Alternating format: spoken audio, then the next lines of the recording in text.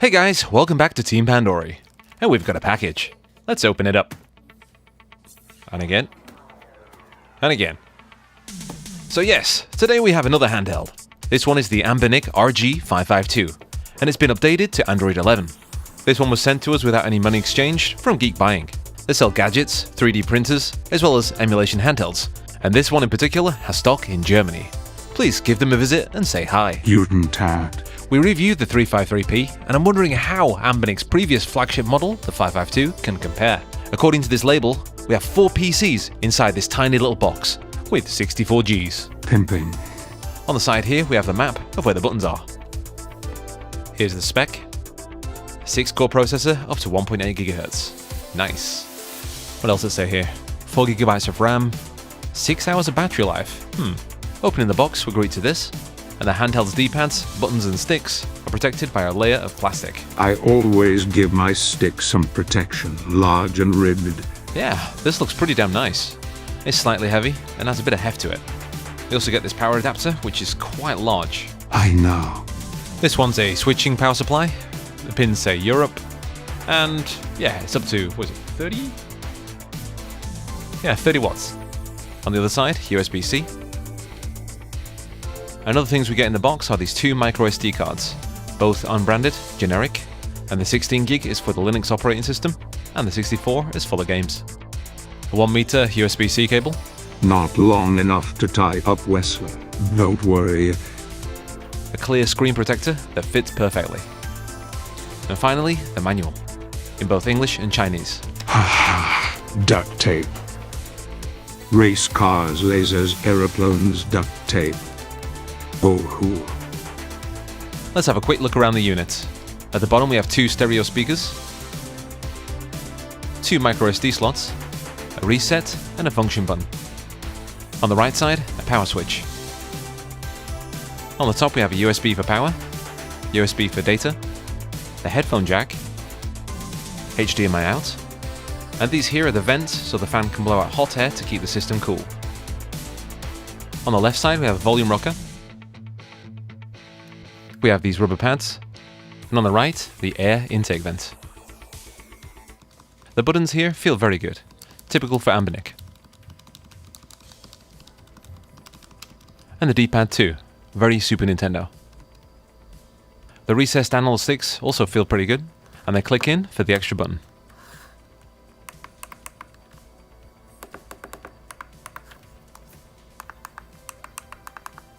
Both L and R buttons on the top are very clicky. In the hand, it feels very hefty. The analog sticks are a bit out of the way, and L1 and R1 are difficult to get to. We can also see problems pushing the F button when it's right next to the reset button. As well as on the sides we have the volume rocker as well as the power button. Possibly one push of this will turn into standby. We'll have to see. Now it's time for the size comparison. The RG552 is around 3 times the length of a Rooibos teabag, and 1.5 times the width. The screen is 2 teabags big, but we should really compare it to other handhelds. It's slightly larger than the Retroid Pocket 3, but let's add the other Anbernic handhelds. The 353P, the 351P, the PSP, and the what?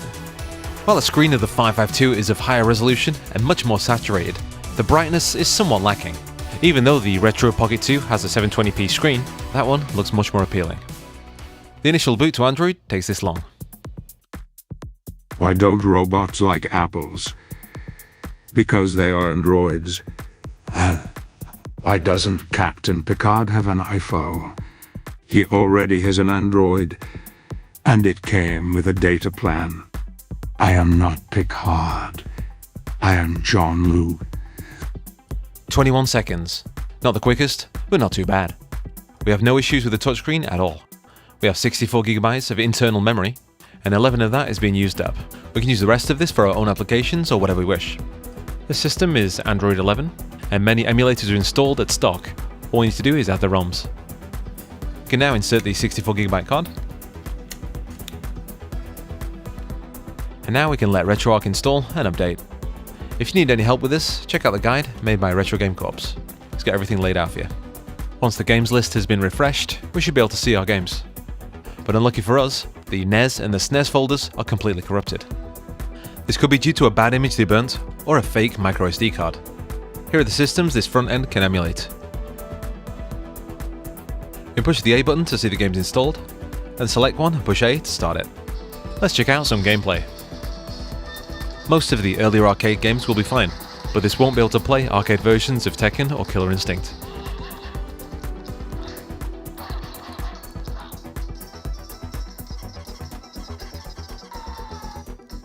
Let's move on to the handhelds now.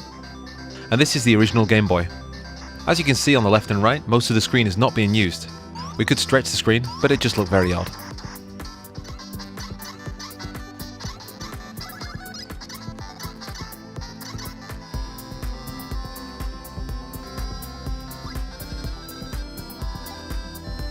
With the 5:3 aspect ratio of the 553, this system does a good job of emulating the Game Boy Advance.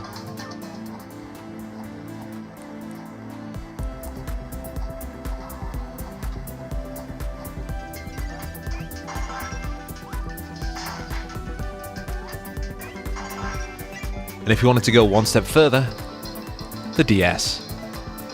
As the 552's touchscreen works in Android, we can actually rotate the screen, and after ignoring the error messages, we can play Nintendo DS.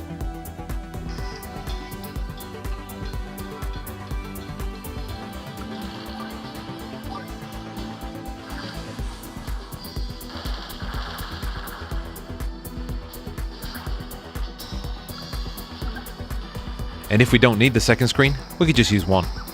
Diddy Kong Racing.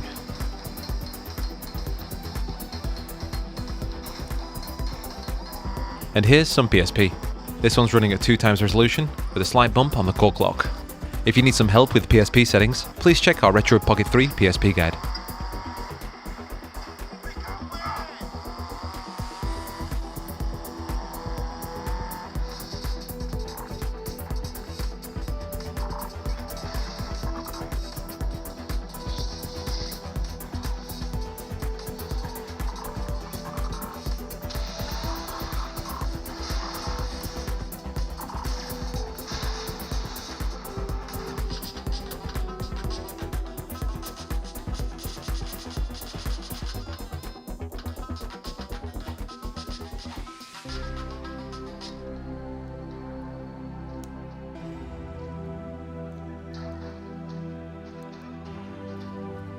And then we started seeing some problems. You can see the graphical glitching here, which may be a problem with the GPU and the emulator. Outrun 2006, coast to coast, we actually managed to get running at pretty much 100% speed. This is running at 2x resolution on unbuffered setting in Vulkan.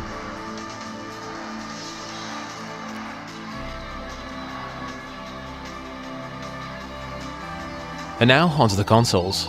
The first set will be for Sega, and of course the earlier systems such as the Master System and the Megadrive are no problem to emulate.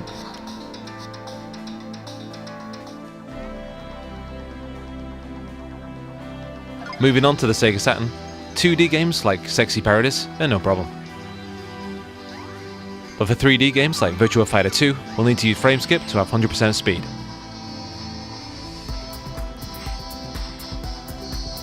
And the same goes for Sega Rally Championship.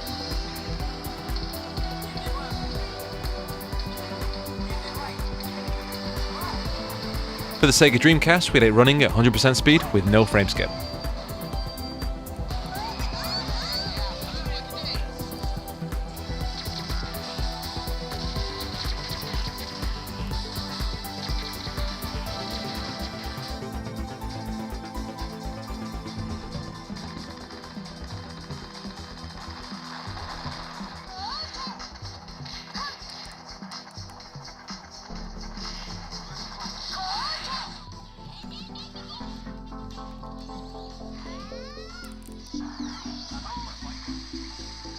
Moving on to the Nintendo set of consoles, yeah, NES, no problem.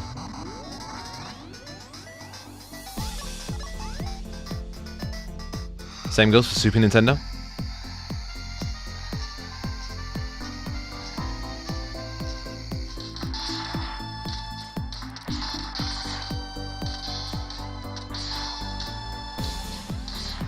And the Nintendo 64 also ran quite well. This is probably due to it using the Mupen 64 Plus emulator in Android.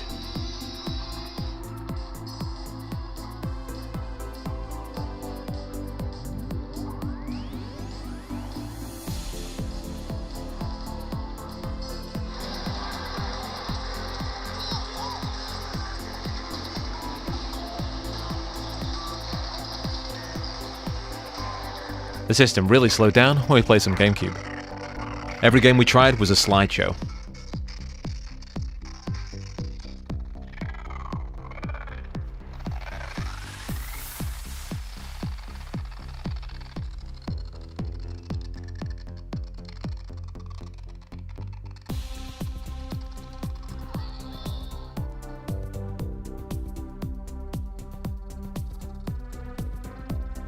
We also tried Minano Rhythm Tengoku on the Nintendo Wii.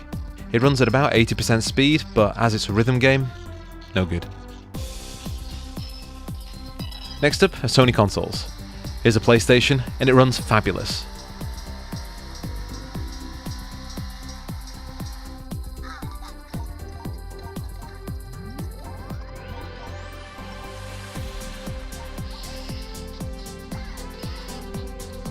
As we played more fighting games, it became apparent that the D-pad was actually quite bad when it came to throwing out Hadoukens.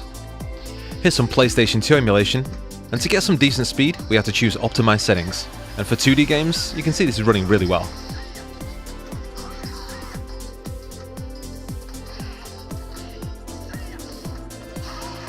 And here's Gradius 5. It's not quite 100% speed, but it's quite playable. That is, if we ignore the graphical glitching in the background.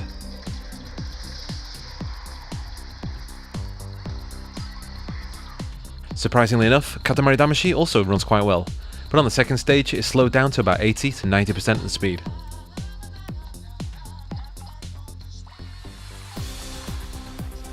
Tekken Tag Tournament, you can forget. And the same can be said for Ridge Racer 5. And Final Fantasy X.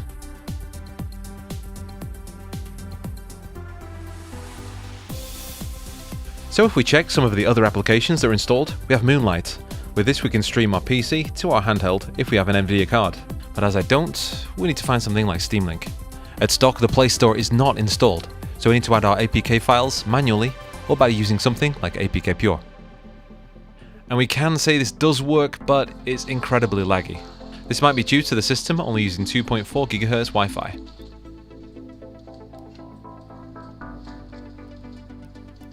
And then more issues appeared. That error box we had before, as well as the Android system just being generally unstable.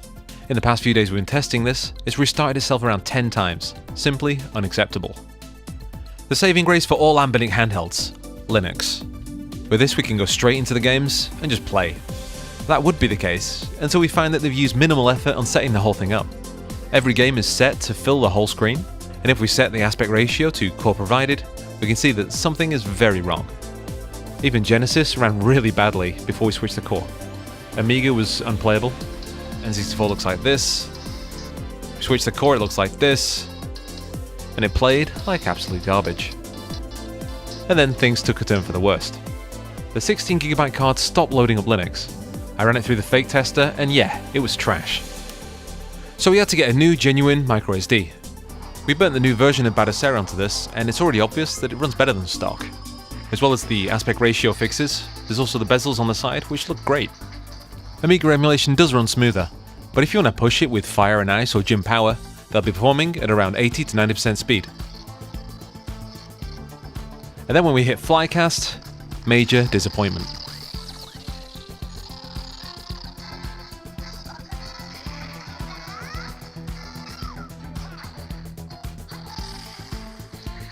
It's pleasing to see that we have ScumVM.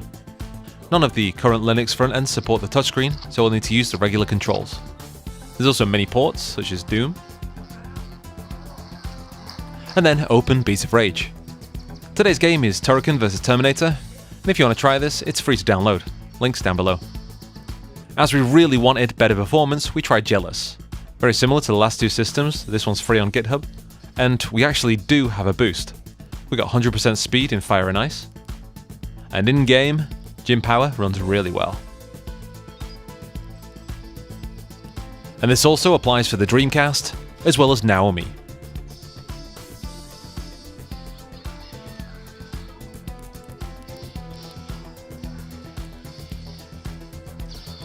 And as we can't use Vulkan, PSP runs only a little worse than Android, where using a frame skip of 1 will make most games playable.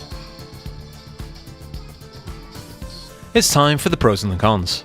The RG552 has a nice screen, and is compatible with Batocera, JELOS and Anbernic, but there are far too many problems with this unit to consider recommending it.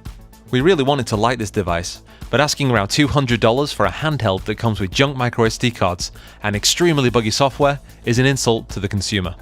I mean, for around half the price you can get one of these 353Ps, or for $100 cheaper you can get a Retro Pocket 3. As I play some Gigawing, here's a quick thank you to all of those on our Patreon. You guys are amazing and we cannot thank you enough.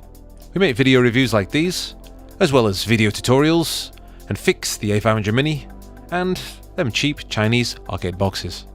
If you want to support our work, we have the Discord, as well as merchandise, and also we have the simple like and subscribe. This has been Amy Chicken of Team Pandori, and I'll catch you on the next one. Ta-ra! See you on the flip side. Subscribble.